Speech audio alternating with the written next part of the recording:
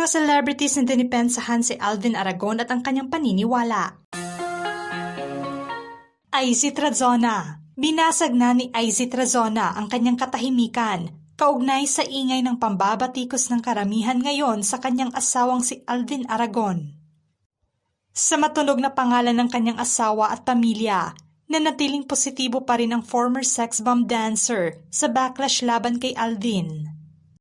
Sa kanyang Instagram account, ibinahagi niya ang family picture nila sa kanyang caption saad niya. It's not easy for the whole family, but gumigising every day by the strength that God gives, by grace na hindi naman namin deserve.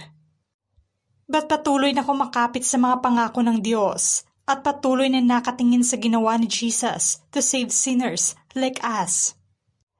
Aminado naman siya na hindi perpekto ang kanilang pamilya sa dagdag na saad pa niya. We are not perfect. Actually, the name of our GC sa Messenger is the imperfect family, kaya ganoon na lang ang pagkapit sa salita niya. Kasi hindi ko alam kung saan kami pupulutin, apart from His Word. Salamat sa lahat ng PM and encouragement. God bless everyone. Sofia Trazona. Nakiusap naman si Sofia Trazona sa kanyang stepdad na si Alvin. Natigilan na ang gusot sa pagitan nila.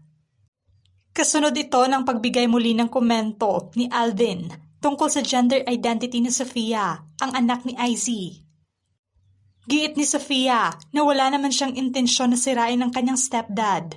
Sa video na ibinahagi niya sa Facebook, gusto niya na matapos na ang problema nila. Aniya, hindi ko rin alam kung saan nanggaling yung galit mo dyan sa puso mo. Kasi to be honest, dapat naman full of love tayo. Wala namang perfect na Christian, pero at the same time, bakit? Wala na bang grace? Wala na bang compassion? Sa kabila ng issue, masaya pa rin si Sofia sa pamilya ng kanyang ina ngayon at sana'y respetuhin lang din nila ang kanyang desisyon at buhay sa huling mensahe niya. Wala akong intensyon na sirain ka. Wala akong intensyon na masira yung family niyo. I'm happy for you guys. Susuportahan ko kayo kung saan man niyo gusto mapunta in life. Let's just focus on that.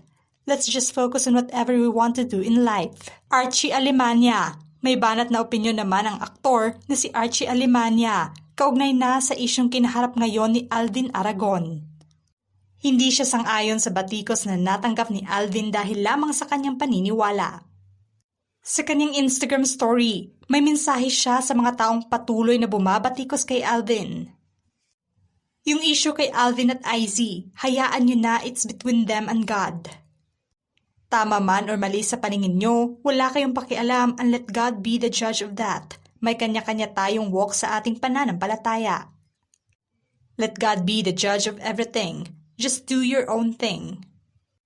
Sa pagdepensa ni Archie kay Alvin, napangiwi at napataas naman ang kilay ng mga netizens sa pagdepensa niya. Tila na-divert patuloy ang batikos ng mga netizens sa kanya. Ilan pa sa komento ng mga netizens na ang lakas umanong magbigay ng reaksyon niya sa issue kung gayon ay may issue rin siyang kinaharap.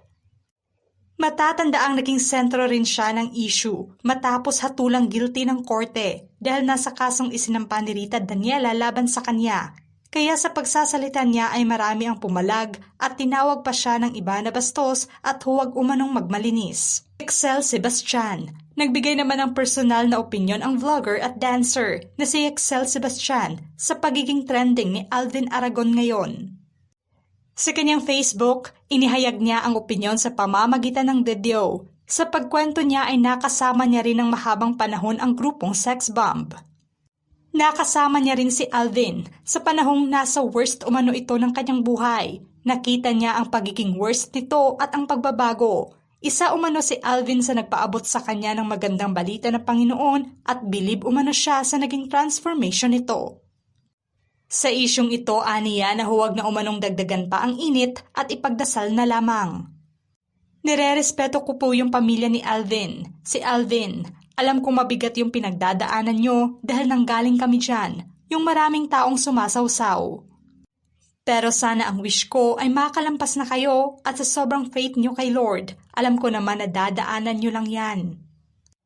Sa huli nirerespeto niya rin ang komento ng mga netizens laban kay Alvin. Dahil magkaiba naman daw tayo ng katauhan at opinyon, hiling niya na sana ay maayos ang lahat. Alex Castro. Hindi na pinatulan pa ni Bulacan Vice Governor Alex Castro ang pinag-usapang isyu ngayon laban kay Alvin. Si Alex ay siyang asawa nga ng sex bomb dancer na si Sunshine Garcia. Nadawit ang kanyang pangalan dahil nasa pagkumpara sa kanilang dalawa bilang mga asawa ng sex bomb dancers. May maikling mensahe lamang siya at aniya. Kahapon ko pa nakita pati yung video pero hindi ko na dapat patulan pa dahil mas madami akong mahahalagang trabaho dito sa amin. Ipagdasal na lang natin silang mag-asawa. Zara Lopez. Ipinagtanggol naman ng internet personality at aktres na si Zara Lopez ang issue laban kay Alvin. Sa depensa niya, pag hindi ka follower ni Christ, hindi mo siya maiintindihan. People should have a deeper and personal relationship with God. Kaibigan ko yan si Alvin. Daming pinagdaanan sa buhay niyan. At nakita ko din kung paano siya binago ni Lord.